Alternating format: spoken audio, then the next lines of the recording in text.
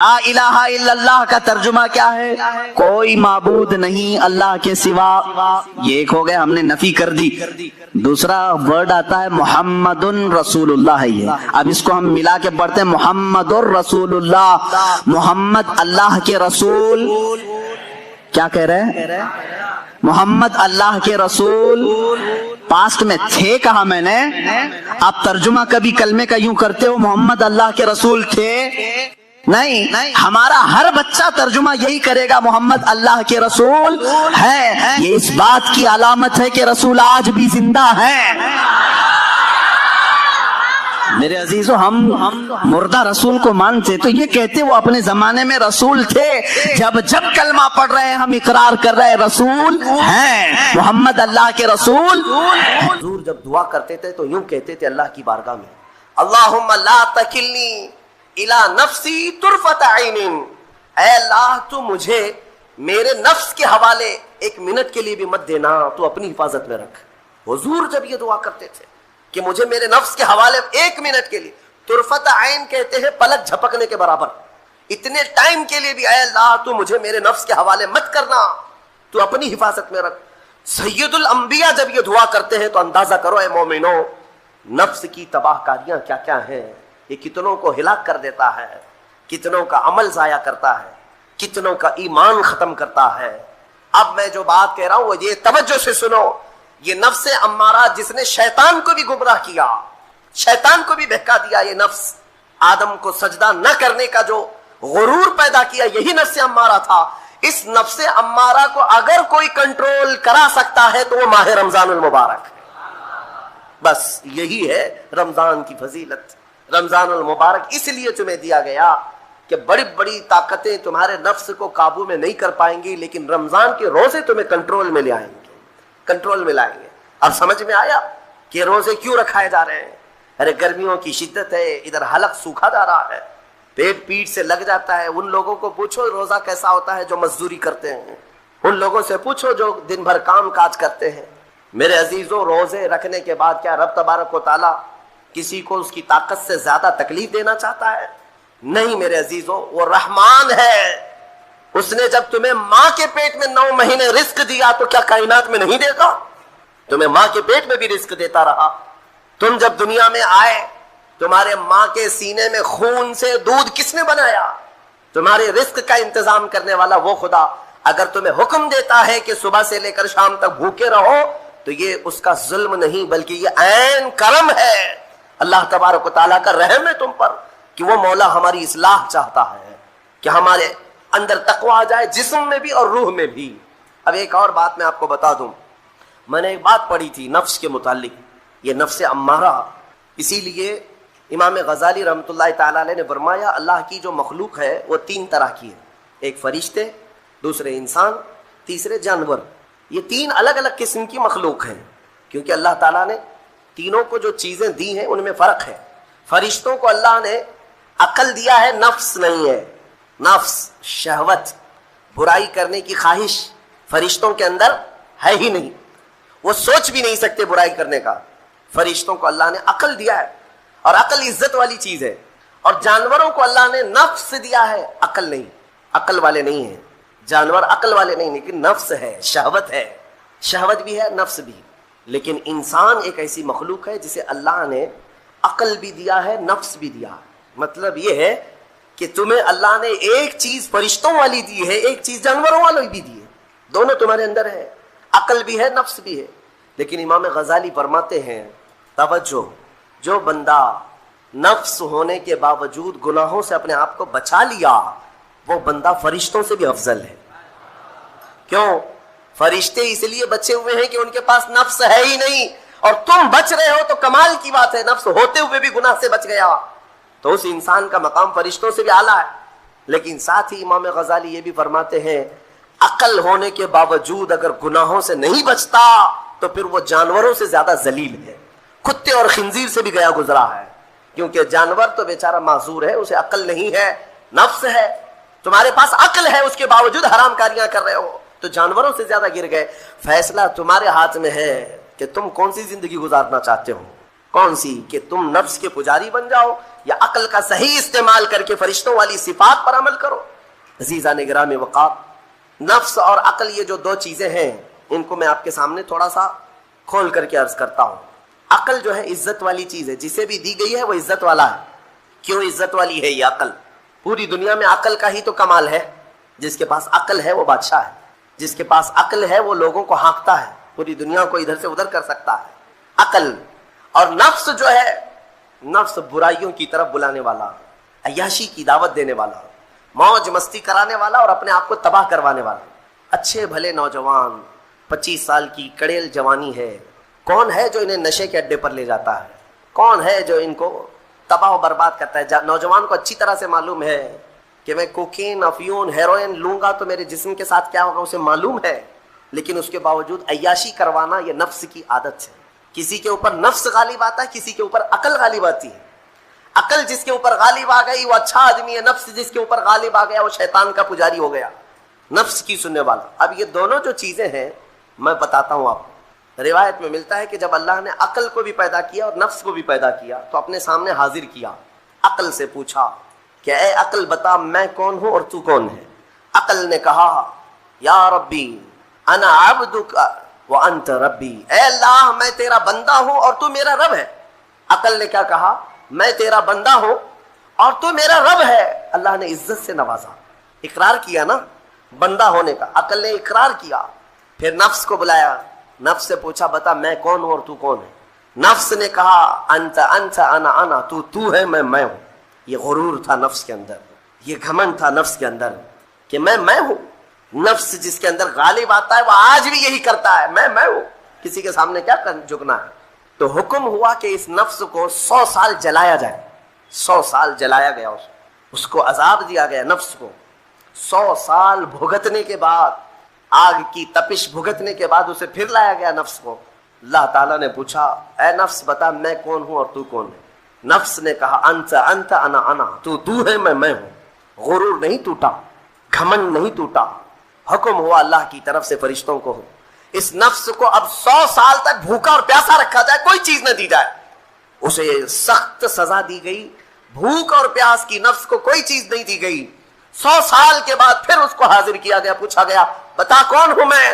نفس نے کہا اے اللہ تو میرا خدا ہے، میں تیرا بندہ ہوں. فرمایا بزرگوں نے کہ نفس کو اگر کوئی جھکا سکتا ہے تو وہ بھوک ہے، اسی لیے مولا نے رمضان کے روزے تم پر فرض فرمایا. نفس کو جھکا سکتے ہو، نفس کو کنٹرول میں لا سکتے ہو تو بھوک کے ذریعے سے. ہاں یہ بھوک اور پیاس یوں ہی نہیں دی گئی ہے. دنیا اگر سمجھتی ہو کہ مسلمانوں کو یہ بھوکا اور پیاسا رکھوایا جا رہا ہے تو انہیں کیا خبر ہے کہ روح کسے کہتے ہیں، نفس کسے کہتے ہیں. جو آلریڈی غلاظت میں پڑے ہوئے انہیں کیا سمجھ ہے. لیکن الحمدللہ ہمارا تصور ہے آخرت کا، ہمارے ہاں تصور ہے جنت کا، ہمارے ہاں تصور ہے جہنم کا، اللہ کی بارگاہ میں حساب کا. اس لیے ضروری یہ بن پڑتا ہے کہ ہم اپنی آزمائش میں مبتلا تھے، جسم پورا بیمار. اس وقت انہوں نے جب ان کی زبان کٹ گئی تھی تو یہ جملہ کہا تھا وَأَيُّوبَ إِذْ نَادَىٰ رَبَّهُ أَنِّي مَسَّنِيَ الضُّرُّ وَأَنْتَ أَرْحَمُ الرَّاحِمِينَ وَأَنْتَ أَرْحَمُ الرَّاحِمِينَ. اے مولا تکلیف تو مجھے پہنچی ہے لیکن تو ارحم الراحمین ہے، تو سب سے زیادہ رحم کرنے والا. اس کے فوراً بعد اللہ فرماتا ہے فَاسْتَجَبْنَا لَهُ فَكَشَفْنَا مَا بِهِ مِن ضُرٍّ. ہم نے ایوب کی دعا سن لی اور جو انہیں تکلیف تھی فوراً اس کو ہم نے دور کر دیا. یہ ایوب علیہ السلام کی سن لی، ادھر یونس علیہ السلام کی سن لی. یونس علیہ السلام کا جملہ کیا تھا؟ لا الہ الا انت سبحانک انی کنت من الظالمین. اس کو اسم اعظم بھی کہا گیا ہے. بہت تیز دعائیں قبول ہوتی. تیسرے نبی کا ذکر ہے حضرت زکریا علیہ السلام. اولاد نہیں تھی، بڑھاپا آ گیا تھا، تب انہوں نے یہ کہا تھا ربی لا تذرنی فردا وانت خیر الوارثین. اے میرے رب مجھے تنہا مت چھوڑ، مجھے اکیلا مت رکھ، تو بہترین، تو خیر الوارثین ہے، بہتر وارث دینے والا ہے، سب کا بہترین وارث تو ہی ہے. تو یہ دعا حضرت زکریا علیہ السلام کی اللہ کو پسند آئی. اے اللہ مجھے اکیلا مت چھوڑ، تو خیر الوارثین ہے. اللہ فرماتا ہے فاستجبنا له ووهبنا له یحییٰ. ہم نے زکریا کی دعا سن لی اور فوراً ان کو یحییٰ علیہ السلام کی شکل میں بیٹا عطا کیا. 3 دعائیں میں نے آج آپ کو بتائی ہیں، ایک ایوب علیہ السلام کی، ایک یونس علیہ السلام کی، ایک زکریا علیہ السلام کی. ایوب علیہ السلام نے بیماری میں دعا کی یونس علیہ السلام نے اندھیریوں میں دعا کی، زکریا علیہ السلام نے بے اولاد ہونے پر دعا کی۔ یہ تینوں معاملات ہماری زندگیوں میں آتے ہیں، کوئی بے اولاد ہے، کوئی پریشان حال ہے، اور کوئی بیمار ہے۔ یہ تین دعائیں یاد رکھیں، اللہ نے فوراً ان آیتوں کے بارے میں فرمایا، ان کے آیتوں کے بعد فرمایا، ہم نے فوراً قبول کیا ان کی باتوں کو، فوراً قبول کیا۔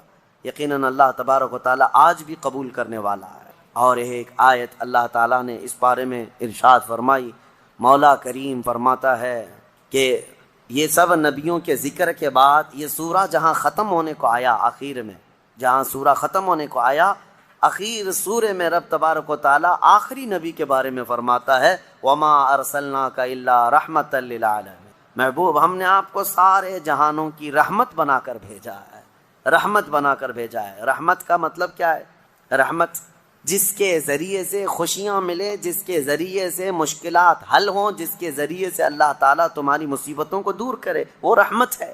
ماں بیٹے کے لیے رحمت ہے، باپ بیٹے کے لیے رحمت ہے، یہ سب رحمتیں ہیں۔ اور اللہ تعالیٰ کی سب سے بڑی رحمت اس دنیا میں کوئی ہے تو وہ محمد الرسول اللہ کی ذات صلی اللہ علیہ وسلم، وہ سب کے لیے رحمت ہے، وہ سب کے لیے رحمت ہے۔ حتیٰ کہ آپ کو میں بتاؤں، زمین و آسمان اس بارے میں لڑائیاں کرتے ہیں، زمین اور آسمان۔ اعلیٰ حضرت نے اس کو اپنے نعت میں لکھا ہے، خم ہو گئی پشت فلک استان زمین سے، یعنی آسمان بہت اپنی ڈینگے، یعنی اپنی بڑائیاں بتا رہا تھا کہ مجھ میں چاند ہے، مجھ میں ستارے ہیں، مجھ میں سورج ہے، یہ سارے بڑے بڑے سٹار آسمان اپنے اندر رکھتا ہے۔ تو زمین نے ایک ہی تانا دیا تھا، ایک تانا دیا تھا۔ اعلیٰ حضرت فرماتے ہیں خم ہو گئی پشت فلک، یعنی آسمان کی پیٹھ جھک گئی اس تانے زمین سے، زمین کے اس تانے کو سن کر۔ خم ہو گئی پشت فلک اس تانے زمین سے، سن ہم پہ وہ سرور دو عالم ہے، وہ رتبہ ہے ہمارا۔ ہمارے اوپر تو چاند سورج سارے جس سے فیض پاتے ہیں وہ محمد الرسول اللہ زمین میں ہے۔ میرے عزیزو، آپ کو میں بتاؤں، رسول پاک صلی اللہ تعالیٰ علیہ وسلم ملائکہ کے لیے رحمت ہیں کہ نہیں؟ میں آپ سے کچھ سوالات کر رہا ہوں۔ اور اللہ کے کئی عالم ہیں، عالم یعنی کئی دنیا ہیں، کئی جہاں ہیں، ہاں وہ ہر عالم کے لیے ہیں رحمت ہیں، وہ ملائکہ کے لیے رحمت ہیں، جنات کے لیے رحمت ہیں، نباتات کے لیے رحمت ہیں، جتنے اللہ تعالیٰ کی مخلوقات ہیں سب کے لیے کیا ہے میرے مصطفیٰ؟ رحمت ہیں۔ شاعر نے بڑے اچھے انداز میں کہا ہے، وہ ہر عالم کی رحمت ہیں، کسی عالم میں رہ جاتے یا ان کی مہربانی ہے کہ یہ عالم پسند آیا، یا ان کی مہربانی ہے کہ یہ عالم پسند آیا۔ میرے عزیزو، یہ قربان جاؤ میرے مصطفیٰ کریم کے اس روئے زمین پر کہ آقا ہمارے درمیان میں ہے، ورنہ وہ ملائے اعلیٰ میں رہتے، وہ فرشتوں کے درمیان رہتے، وہ جنتی حوروں کے درمیان رہتے، لیکن مولا رسول کریم صلی اللہ تعالیٰ علیہ وسلم کو ہمارے درمیان میں رکھا۔ یہ حضور کی اپنی پسند تھی اپنی امت کے ساتھ رہنے۔ اور یہ بھی میں آپ کو بتا دوں، قیامت کے دن کیا میرے نبی صلی اللہ تعالیٰ علیہ وسلم پچھلی امتوں کے لیے رحمت نہیں ہوں گے؟ آدم علیہ السلام سے لے کر عیسیٰ علیہ السلام تک کے ہر امتی کے لیے حضور رحمت ہے، سب کے لیے رحمت ہے، سب کا حساب حضور کی شفاعت کے بعد ہونا ہے۔ لیکن اس کے باوجود میرے آقا صلی اللہ علیہ وسلم قیامت کے دن اگر کہیں نظر آئیں گے تو وہ اپنے امتیوں کے بیچ میں نظر آئیں گے، ہمارے درمیان نظر آئیں گے۔ لوگ نبی پاک صلی اللہ تعالیٰ علیہ وسلم کے ارد گرد ہوں گے۔ عزیزان گرامی وقار، اب یہاں پر ایک بات میں عرض کرتا ہوں، ایک آیت میں پڑھتا ہوں، آپ خود سمجھ جائیں گے۔ 11ویں پارے میں یہ آیت گزر چکی ہے، میں ترجمہ بتاتا ہوں اور کس کی طرف اشارہ ہے آپ خود سمجھ لیں گے، پڑھے لکھے لوگ ہیں۔ اللہ فرماتا ہے قل بفضل اللہ وبرحمتہ فبذلک فلیفرحوا۔ یہ آیت کا ایک حصہ میں نے تلاوت کیا۔ اے محبوب آپ فرما دیں، آیت کا ترجمہ میں کر رہا ہوں، آپ فرما دیں کہ جب اللہ کا فضل تمہیں ملے، لوگوں کو اللہ کا فضل ملے یا اللہ کی رحمت آئے تو خوب خوشیاں مناؤ۔ اللہ نے کیا فرمایا؟ جب اللہ کی رحمت تمہیں مل جائے تو خوب خوشیاں منائے۔ سنی ہو سمجھ گئے؟ قرآن کی آیت کہہ رہی ہے جب تمہارے پاس اللہ کی رحمت آ جائے تو اب ہر ایک کو بات پتہ ہے اللہ کی سب سے بڑی رحمت اس روئے زمین پر 12 ربیع الاول کو آئے۔ تو اب جو ہماری خوشیاں منانے کا طریقہ ہے وہ قرآن کے مطابق ہے یا نہیں؟ قرآن کے مطابق اللہ نے فرمایا جب اللہ کی رحمت تمہارے پاس آئے تو خوشیاں مناؤ۔ اچھا، اور دوسری بات وسیلے کے متعلق کہتے ہیں کہ ان کے وسیلے سے دعا مانگنا جائز ہے کہ ناجائز ہے؟ بالکل، قرآن سے میں بتاتا ہوں، یہ بھی 11ویں پارے کی آیت ہے۔ اللہ فرماتا ہے فقالوا ربنا فقالوا ربنا لا تجعلنا فتنة للقوم الظالمین. یہ پچھلی امتیوں کی دعا اللہ فرما رہا ہے. پہلے کہ ان لوگوں نے کہا اے رب ہمارے، اے ہمارے رب، ہم کو ظالم قوم کے لیے آزمائش کا ذریعہ نہ بنا، ظالم قوم کے ہاتھ ہمیں مت چھوڑ دے. ان کی دعائیں وَنَجِّنَا بِرَحْمَتِكَ مِنَ الْقَوْمِ الْكَافِرِينَ. یہ دعا تھی پہلے والوں کی، لیکن قیامت تک آنے والا یہ دعا کر سکتا ہے. قیامت تک آنے والا یہ دعا کرے گا. کیا؟ وَنَجِّنَا بِرَحْمَتِكَ مِنَ الْقَوْمِ الْكَافِرِينَ. اے ہمارے رب، اپنے رحمت کے وسیلے سے، اپنی رحمت کے وسیلے سے ہم کو کافروں سے نجات دے دے. اپنی رحمت کے وسیلے. اور رحمت کون ہے؟ قرآن میں لفظ آیا ہے وَنَجِّنَا بِرَحْمَتِكَ. تیری رحمت کے صدقے، تیری رحمت کے وسیلے سے ہمیں کافروں سے نجات دے دے. قرآن میں خود اللہ نے سکھایا اور خود فرماتا ہے وَمَا أَرْسَلْنَاكَ إِلَّا رحمت للعالمین. محبوب آپ تو پوری دنیا بلکہ سارے جہانوں کے لیے رحمت ہے. تو رحمت کا وسیلہ لے کر دعا کرنا قرآن کا حکم ہے. بہرحال نبی پاک صلی اللہ تعالیٰ علیہ وسلم رحمت للعالمین ہیں. جو نہ سمجھ سکے وہ اس کی خام خیالی ہے، بد نصیبی ہے، لیکن الحمدللہ میرے مصطفیٰ اس روئے زمین کے لیے بھی رحمت ہیں اور قیامت کے دن کے لیے بھی ہمارے لیے رحمت ہے. اللہ کریم میرے مصطفیٰ کی عاشقوں کی جماعت میں زندہ رکھے اور ان کے سچے عاشقوں میں ہی ہماری موت عطا فرمائے. سورہ حج کا بھی تذکرہ آیا ہے کل کی سورہ میں، جیسے سورہ کہف سورہ طٰہٰ اور سورہ کہف وغیرہ جو ہم نے تلاوت کی تھی، اس میں بہت ساری چیزیں. کئی لوگوں نے ہم سے سوال کیا ذوالقرنین کون تھے، کیونکہ یہ سوال یہودیوں نے حضور سے کیا تھا. اور پھر دیگر کچھ چیزیں. دیکھیں میں آپ کو ایک بات بتا دوں، یہاں مختصر سا وقت ہے، تھکے ہوئے لوگ ہیں، تراویح کافی 1.5 گھنٹے تک 2 گھنٹے تک پڑھتے ہیں، پھر میں آپ کو اتنی دیر تک پکاتا رہوں یہ بھی مناسب نہیں ہے. میں یہ چاہتا ہوں کہ مختصر انداز میں آپ کو جو اہم پیغامات ہیں وہ مل جائیں. پوری تفسیر سننا ہے تو پھر تفسیر آپ کو پڑھنا بھی چاہیے. میں پوری تفسیر تھوڑی نہ بیان کر رہا ہوں. اور آپ کو پتہ ہوگا ہم تفسیر کر رہے تھے، تقریباً 7 سال میں نے تفسیر کیا الحمدللہ. 7 سال میں صرف ہمارے 5 پارے ہوئے تھے. قرآن کی تفسیر کے 5 پارے بھی میں نے پورے مکمل نہیں کیے. 5 پارے اخیر تک پہنچا تھا جس کے لیے ہمیں 7 سال لگ گئے تھے، بلکہ اس سے زیادہ ہی لگ گئے تھے. تو آپ اندازہ کریں کیا میں یہ 30 دنوں کے اندر پورے قرآن کی تفسیر کر سکوں گا؟ بس پورے پارے کے اندر جو اہم پیغام ہوتا ہے، کوئی اہم واقعہ ہوتا ہے، وہ عبرت کے لیے آپ کے سامنے